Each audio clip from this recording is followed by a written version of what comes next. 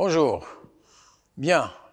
Donc, alors après avoir donc posé les fondements de la physique quantique qui sont dans les postulats, qui s'expriment dans les postulats dans les 6 postulats de la physique quantique, et après avoir donc donné une interprétation et les conséquences générales, d'une manière générale, nous allons aujourd'hui particulariser le problème à un cas particulier. Alors attention, ce que nous avons fait la séance dernière, c'est d'une manière générale. La conservation de la norme, l'évolution de la valeur moyenne, etc., etc. Ça, c'est d'une manière générale. Le déterminisme de l'équation Schrödinger, etc. Bon. Maintenant, nous allons s'attaquer à un cas particulier, c'est ce qu'on appelle le problème du système conservatif. Alors, qu'est-ce que ça veut dire conservatif? Le mot conservatif, ça veut dire que H, c'est-à-dire l'énergie totale, l'hamiltonien, ne dépend pas explicitement du temps. Ne dépend pas explicitement du temps. Qu'est-ce que ça veut dire ne dépend pas explicitement du temps? Ça veut dire que H, ce n'est pas une fonction de t. Le temps n'apparaît pas dans la fonction. Le temps, par exemple, quand vous avez une fonction f de t est égale à 4t au carré, là, le temps, il apparaît, c'est une dépendance explicite. Par contre, une dépendance implicite, غير مباشرة, c'est tout simplement le cas, par exemple, où à un instant t, je me trouve à une position x0, à un instant t1, je me trouve à l'instant x1. Là, entre T0 et T1, il y a eu un changement de position, donc c'est une dépendance, mais c'est une dépendance implicite. Alors, H ne dépend pas explicitement du temps, donc on va particulariser le problème. Ce que nous avons fait la séance dernière, c'est d'une manière globale, d'une manière générale. Là, on particularise, on considère le cas où H, c'est-à-dire H, c'est quoi? H, c'est l'observable associé à l'énergie totale. C'est-à-dire l'énergie cinétique plus l'énergie potentielle plus les autres énergies, ne dépendent pas explicitement du temps. Bien. Alors, donc, on va considérer ce cas, et tout de suite, on va dire donc soit l'équation valeur propre H, je vous rappelle que H de phi n de taux est égal à n de phi n de taux. Alors, qu'est-ce que ça veut dire? Ça, c'est l'équation à valeur propre de l'hamiltonien H. H, je vous rappelle que H, c'est une donnée. Alors, la connaissance des valeurs propres et des vecteurs propres permet de résoudre l'équation Schrödinger. La connaissance implique donc la connaissance, dans ce cas, la connaissance des EN, des valeurs propres et phi n de taux permet de résoudre l'équation Schrödinger. De résoudre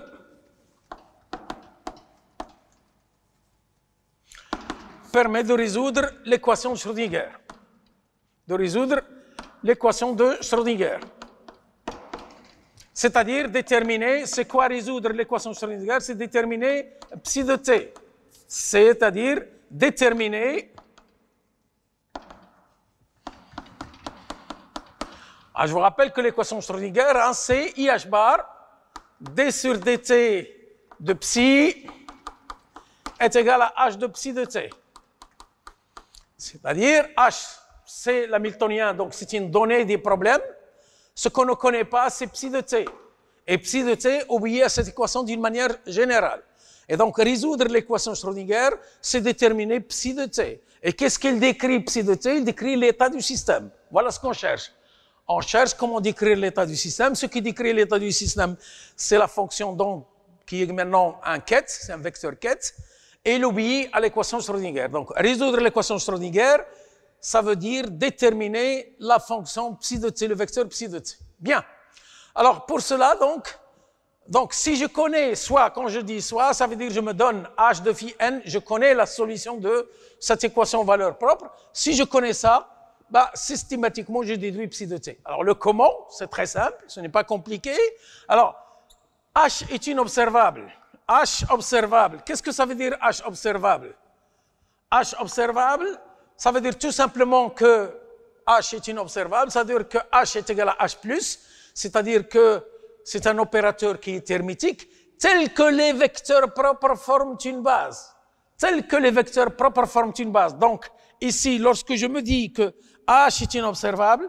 Systématiquement, je sais que les vecteurs propres de H forment une base. Et s'ils forment une base, n'importe quel élément de l'espace, il peut s'écrire, donc psi de t, il peut s'écrire sous forme de Cn de taux, Cn de taux fois t fois phi n de taux. N'importe quel élément de l'espace, il va s'exprimer sur les éléments de la base. C'est la définition même de la base. Bien, avec Cn ou Cn de taux, bah on le sait, Cn de t est égal tout simplement, c'est la projection de phi n de taux fois psi de t. Fois psi de t. Bien. Alors ça, c'est connu. Donc, maintenant, déterminer psi de t, si je connais, on dit la connaissance des en et des phi n. Si je connais les phi n, pour connaître psi de t, il faut déterminer les Cn. C'est-à-dire les coefficients, les coordonnées, il faut déterminer. Alors, pour les déterminer, par projection de l'équation Schrödinger, l'équation Schrödinger qu'on connaît actuellement, c'est-à-dire IH bar d sur dt de psi de t est égal à h de psi de t sur les éléments de base,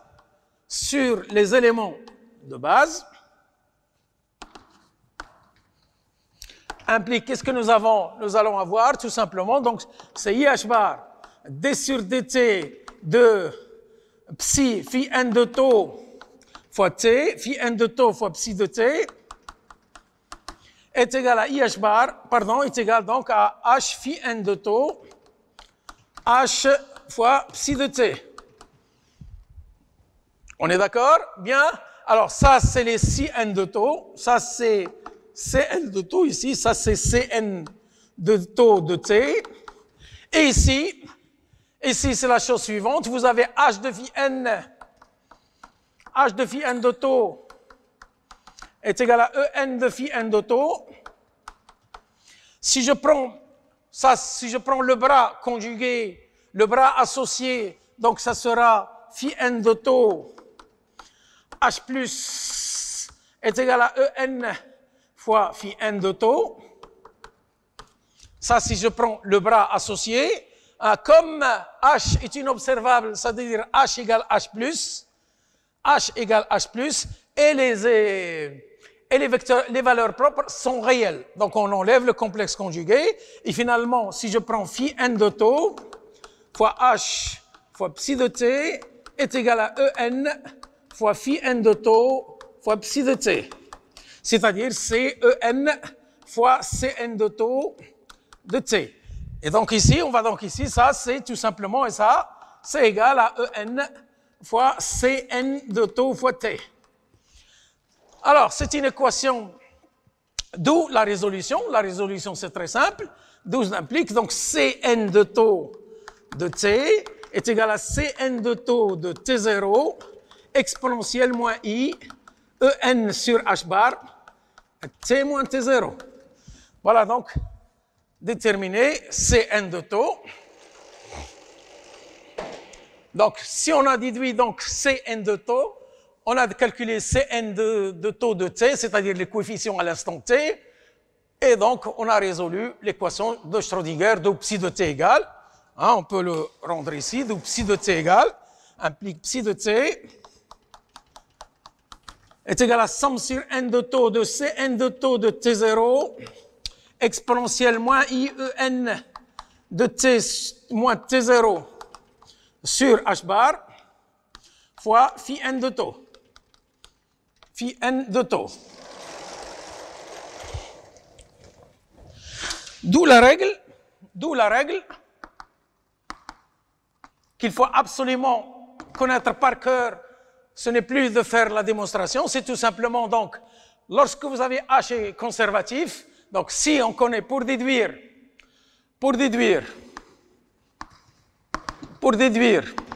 psi de t à partir de psi de t0 implique ce qu'il faut faire, on procède comme suit. La première des choses, on développe psi de t0 sur les étapes propres de h. Et je souligne le mot sur les étapes propres de h. Je le souligne hein, sur les états propres de H. C'est-à-dire qu'on écrit psi de T0 somme sur Cn de taux de T0 fois phi n de taux. Fois phi n de taux. Et deuxièmement, donc pour trouver psi de t, on procède comme suit. Premièrement, donc, on développe psi de t0 sur les états propres de H. Et donc, on multiplie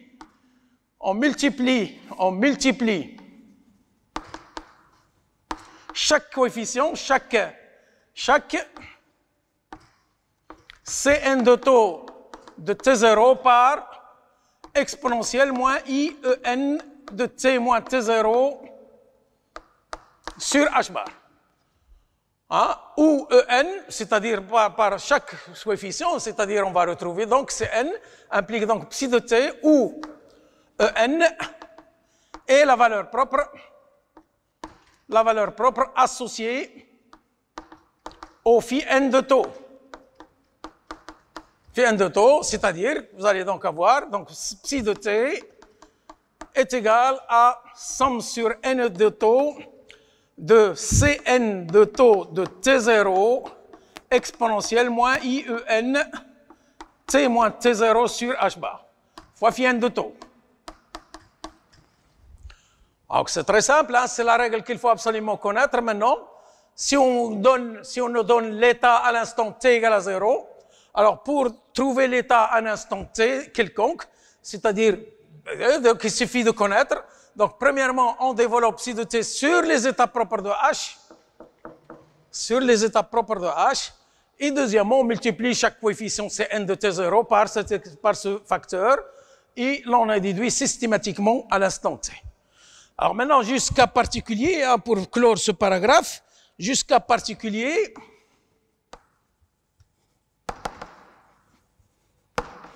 cas particulier, si psi de T0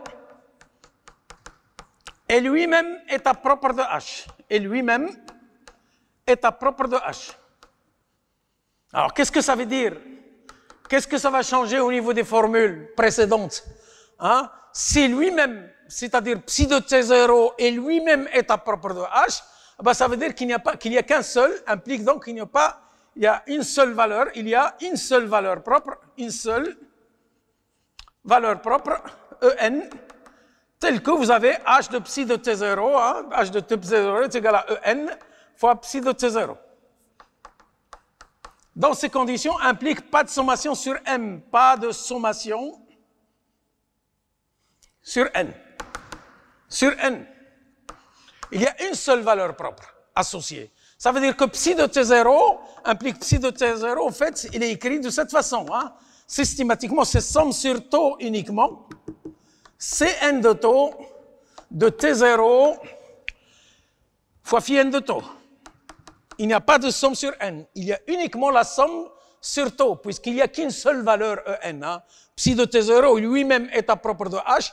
Ça veut dire qu'il y a une seule valeur, En, il n'y a pas de sommation sur N, il n'y a pas plusieurs, et donc ça c'est Cn de taux de T0 fois phi n de taux.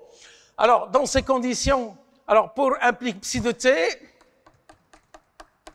on multiplie le coefficient par exponentielle, c'est somme sur taux, Cn de taux de T0, exponentielle moins IEN, T moins T0 sur H bar, fois phi n de taux. Ça, on peut le sortir puisque la somme, il porte uniquement sur taux. Donc ça, on peut le sortir. Ça, c'est donc exponentielle moins I En T moins T0 sur H bar. Somme sur taux. Cn de taux T0 fois phi n de taux. C'est-à-dire, c'est tout simplement exponentielle moins IEN T moins T0 sur H bar fois phi psi 0. Fois psi 0.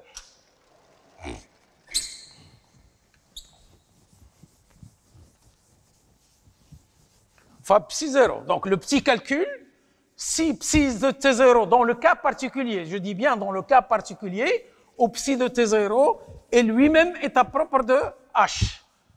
C'est un cas particulier, ce n'est pas le cas général. Dans ce cas, le petit calcul, il donne la chose suivante. Ben, il donne que vous avez donc psi de t0 ici, psi de t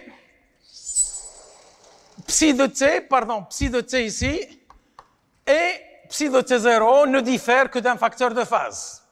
Et s'il ne diffère que d'un facteur de phase, ça veut dire qu'il décrit, ça implique conclusion, hein, c'est une conclusion, psi de t et psi de t0 ne diffèrent, ils ne sont différents que par le facteur, ce qu'on appelle le facteur de phase exponentiel moins i en t moins t0 sur h bar. Implique, alors systématiquement, maintenant je vous renvoie à la première conséquence, à la première interprétation que nous avons fait des postulats. Lorsque vous avez psi et psi' est égal à exponentielle i θ fois psi, ben ces deux états décrivent le même état physique. Implique donc psi de t et psi de t0 décrivent le même état. Le même état. C'est-à-dire que l'état à l'instant t0 ou bien à l'instant t, dans ce cas particulier, je vous rappelle que je suis toujours dans le cas particulier. Dans ce cas particulier, psi de t et psi de t0 décrivent le même état.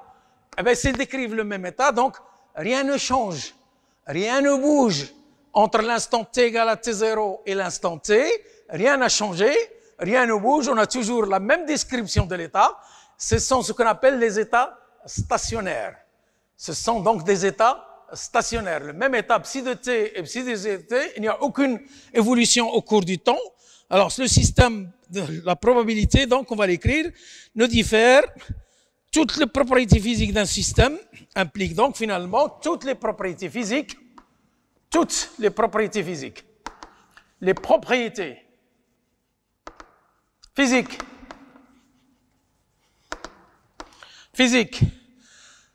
d'un système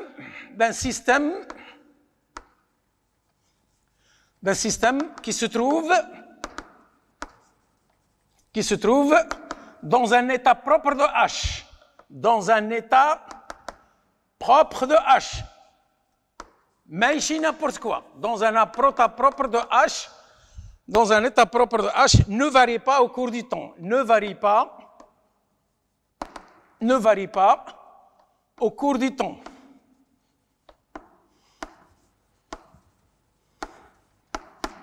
Alors, les états propres de H, donc les états propres de H sont appelés stationnaires. Les états propres de H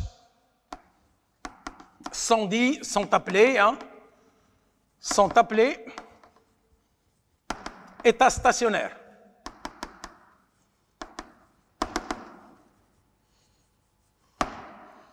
État stationnaire. Rien ne bouge. Les mêmes propriétés physiques parce que on a le même quête. Psi de t et psi de t0 décrivent le même état, on obtient les mêmes probabilités, la norme ne change pas, etc. Donc, lorsque le système est décrit par un état propre, je souligne, à chaque fois j'ai souligné, état propre de H. Bien. Alors, ceci étant dit, maintenant nous allons passer à la deuxièmement, c'est-à-dire ce qu'on appelle constante du mouvement. Constante du mouvement.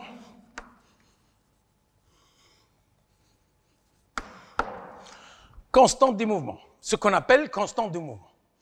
Alors,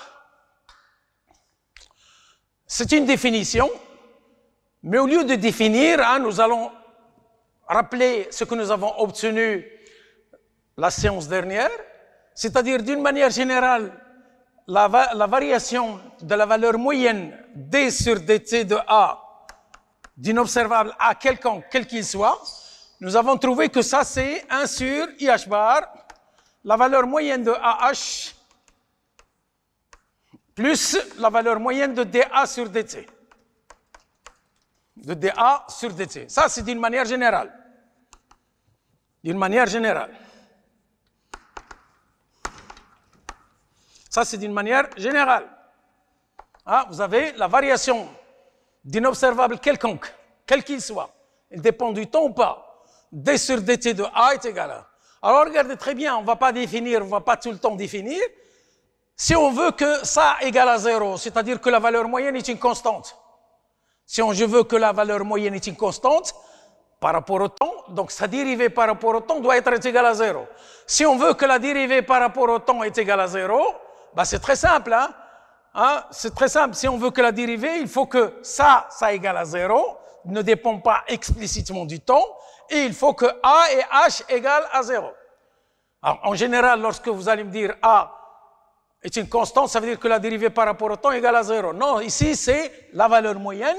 Donc, il faut que dA sur dt égale à 0, et il faut que AH est égal à 0, c'est-à-dire il commute. Donc, d'où la définition. La définition, A est une constante du mouvement, quel qu'il soit. A est une constante du mouvement. Si dA sur dt égale à 0 et AH égale à 0. Ça, c'est une définition de la constante du mouvement. On n'avait pas besoin de le dire, en fait, parce que c'est une conséquence directe de cette formule-là. Ce n'est pas vraiment, il ne faut pas à chaque fois définir. Bien. Alors donc, A est une constante du mouvement. Ça veut dire qu'il ne bouge pas en fonction du temps. C'est pas A, c'est la valeur moyenne qui ne bouge pas avec le temps. Bien. Alors maintenant, on va faire donc une propriété rapide, rapidement, des propriétés qui découlent de cette définition, en quelque sorte, qui découlent de cette définition.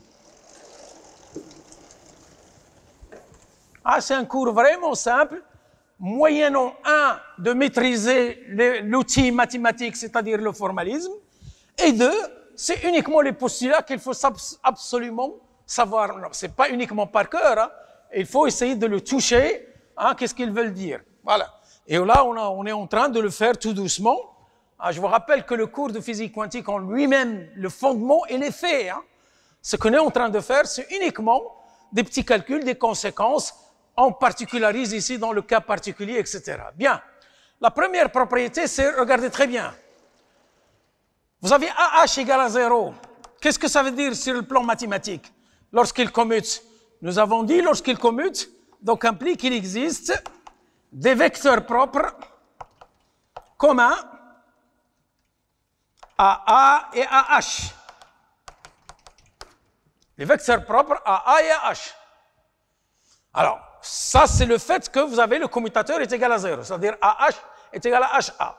Systématiquement, la conséquence directe, c'est des vecteurs propres communs, tels que, par exemple, vous avez A de, alors, H de phi n de taux, H de phi n de taux, H de phi n de taux est égal à En fois phi n de taux, AP, alors on va mettre ici P pour changer, ça c'est des indices, et vous avez A de phi n de P est égal à AP de phi n de P. H a pour valeur propre En, A est là pour valeur propre AP, et le vecteur propre, ils sont communs. Alors, je vous rappelle que les états phi n P, les états phi n, or, les phi n P,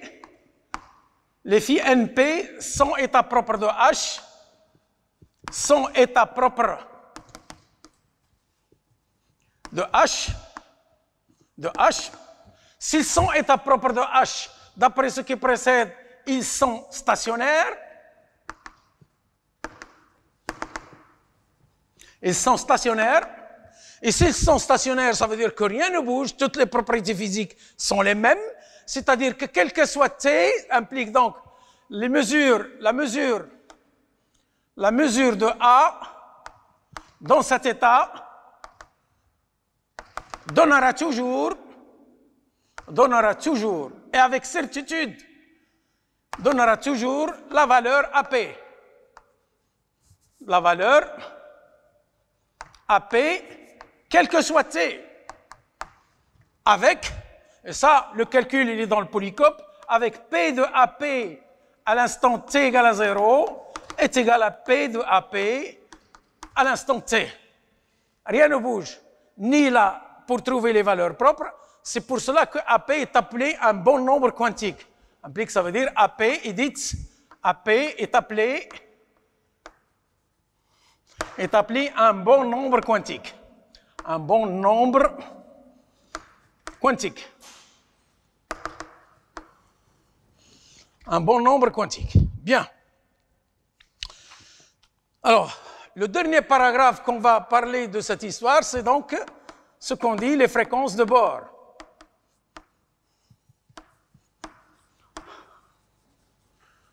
Les fréquences de Bohr du système.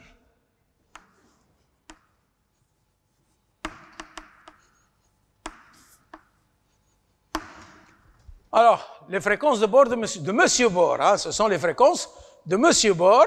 Alors, rappelez-vous que ce que vous avez fait en chimie, en atomistique en première année, ah, c'est tout simple, c'est pour donc expliquer les niveaux d'énergie sont quantifiés. Qu'est-ce que ça veut dire les niveaux d'énergie sont quantifiés? Ça veut dire qu'ils sont discrets. Ah, par exemple, hein, vous avez vu en chimie, sans démonstration, que pour les atomes d'hydrogène, c'est moins 13,6 sur n au carré. Ça veut dire qu'ici, vous avez E1, ça veut dire ici, vous avez E2, et ici, vous avez E3, ainsi de suite. C'est-à-dire, ça, c'est le niveau fondamental, c'est l'énergie la plus basse, ça, c'est le premier état excité, ça, c'est le deuxième état excité, etc., etc. Bon. Alors, quand le système est dans cet état, ici, par exemple, dans cet état, il ne va pas rester indéfiniment dans cet état. Il va se désexciter. En se désexcitant, il va émettre une fréquence, soit de 1 directement à, c'est-à-dire nu 3,1, la fréquence nu 3,1, ou bien tout simplement, ici, c'est nu 3,2, et ensuite nu 2,1. 3 fréquences possibles. Il passe de E3 directement à E1, ou bien de E3 à E2, et ensuite de E2 à E1.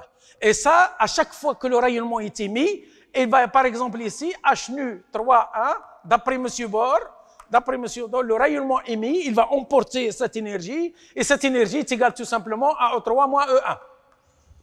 Ça, c'est ce qu'il a dit M. Bohr. Je vous rappelle que M. Bohr, ce n'était pas la physique quantique, il est intermédiaire à la fois entre la physique classique et la physique quantique. Et lui, pour expliquer la stabilité de l'atome d'hydrogène, ben, il a postulé que les niveaux d'énergie sont quantifiés, c'est-à-dire sont discrets, et lorsque les systèmes passent d'un état à un autre, il emporte l'énergie qui est tout simplement la différence entre les niveaux de la transition. Bien. Alors nous, on va le rappeler ici, je vous rappelle, nous, on fait de la physique quantique propre, et donc soit psi de t, alors pour simplifier, on va poser soit psi de t est égal à somme sur n, Cn de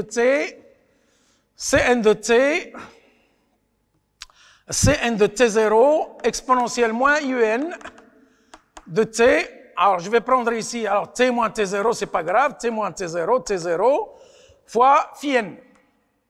Alors, je n'ai pas considéré le deuxième indice, c'est juste pour une commodité de calcul. Hein. Ça ne change absolument rien. Dans le polycope, vous l'avez en long et en large. Bien. Cn de t0 exponentielle.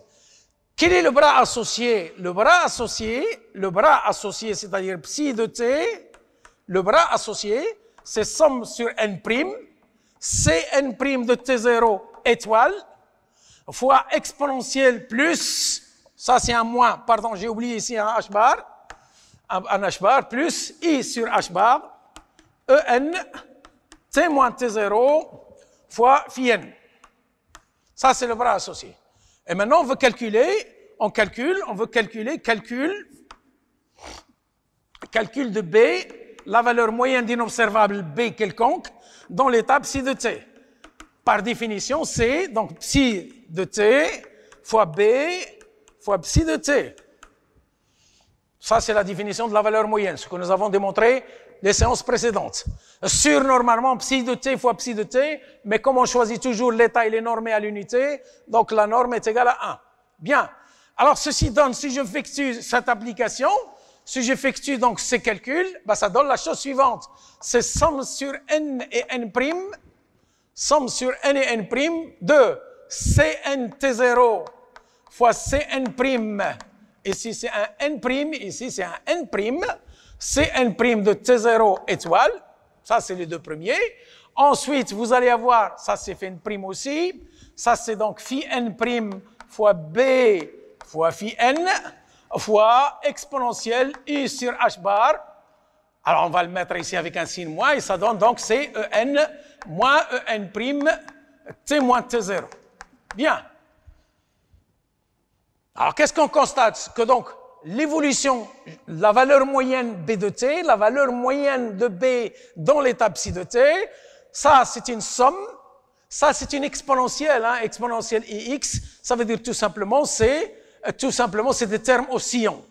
Alors, ça, on peut l'écrire, donc, c'est somme sur N et N', Cn de T0, Cn' étoile de T0, fois Bnn' fois N, ça, c'est l'élément de matrice, Bn, ça, est égal à ça. Ici, c'est exponentielle I.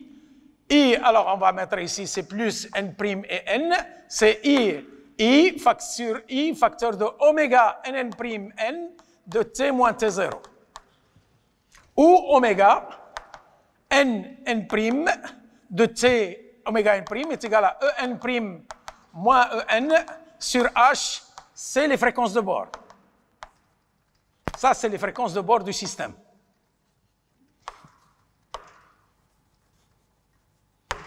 Ça, c'est les fréquences de bord de barre. Donc, ce qu'on constate, c'est la valeur moyenne, elle est décrite par une série qui oscille une série de termes. Donc, B décrite par des termes oscillants,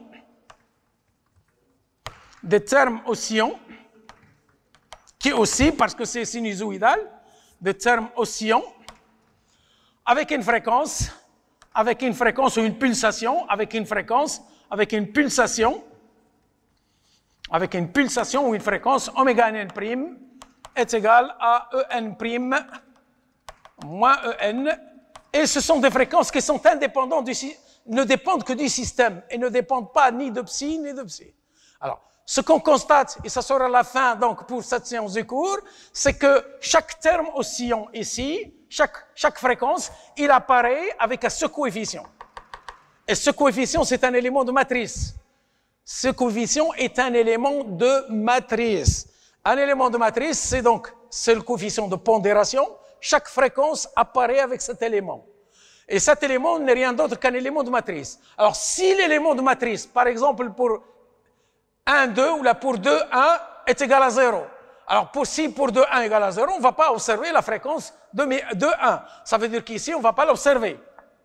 Si c'est l'élément de matrice. Et c'est l'origine de ce qu'on appelle les règles de sélection. Ça veut dire que toutes les fréquences qui sont émises, on ne va pas les voir. Certaines, on va les voir, et d'autres, on ne va pas les voir si on ne les voit pas, parce qu'il se trouve tout simplement que l'élément de matrice ici, le Bn, le coefficient de pondération, est égal à 0. S'il est égal à 0 pour 2,1 par exemple, cette fréquence de 1, il ne va pas apparaître là-bas.